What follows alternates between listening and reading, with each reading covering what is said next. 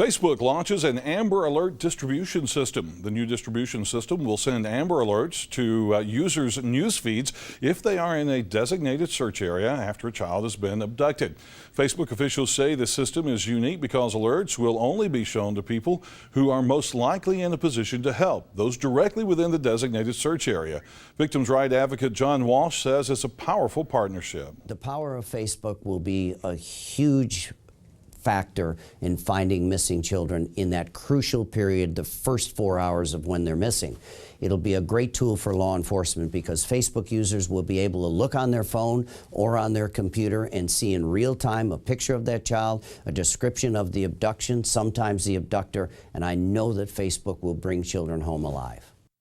Users will also have a direct link to the most up-to-date information about the case, and importantly, will be able to share the alert with friends, a feature no other system offers. Since 2009, more than 700 children have been recovered because of Amber Alerts.